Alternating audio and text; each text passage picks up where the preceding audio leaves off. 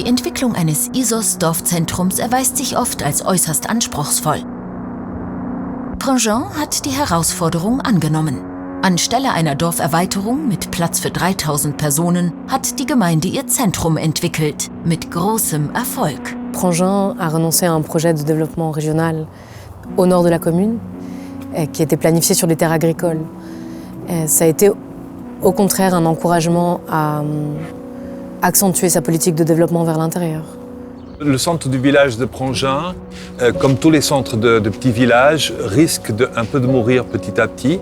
La modernisation du centre du village, c'est le résultat d'une volonté politique forte pour faire du centre villageois un lieu convivial et dynamique. Les défis du centre du village de Prangin concernant l'ISOS étaient assez grands parce qu'évidemment il y a la présence du musée et du château, donc il fallait sauvegarder le patrimoine mais en même temps le rendre vivant.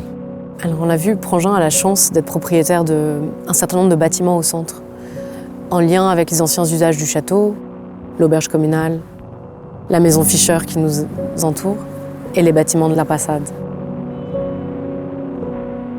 La transformation de l'auberge communale, sa rénovation en café avec hôtel, c'était le point de départ finalement de la transformation de ce morceau de village.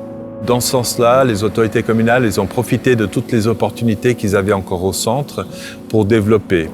Dans la maison de commune, qui est l'ancienne ferme du château, on trouve une kita, une épicerie, un tea room, mais aussi les locaux de l'administration communale. Erschwinglicher Raum zum Wohnen und für Dienstleistungen bringt das Leben zurück in den vom Strukturwandel geprägten Ortskern. Dies fördert auch Begegnungen und die soziale Durchmischung. Le but, c'était ne pas transformer les bâtiments à l'intérieur du village en ne donnant plus la possibilité aux gens plus modestes de continuer à vivre au centre. Alors, le bâtiment qui était à notre place, sa démolition était inscrite dans le plan de quartier qui date des années 80 déjà. Mais en réalité, elle était indispensable pour pouvoir réaménager les bâtiments de la Passade en logement. Évidemment, c'était assez courageux de le faire à l'époque parce qu'il y avait des activités, notamment théâtrales, dans cette dépendance. Mais les conditions de planification le permettaient et la municipalité a voulu créer une nouvelle place, qui est la place de la Broderie, à la place de cette construction. La condition, c'était aussi de créer un espace public ouvert à tous. Ce concours ici, il a été très important, la création de cette place, parce que ce n'était pas uniquement une place pour le village, mais c'était aussi une place qui devait répondre à celle du musée et du château. Für ein solches Wagnis braucht es politischen Willen und einiges an Geduld. On peut compter 10 années entre la rénovation de l'auberge communale et l'inauguration finale de la place de la Broderie. On a lancé un concours, il a été fait une demande au conseil communal pour le crédit d'études, après pour le crédit de construction.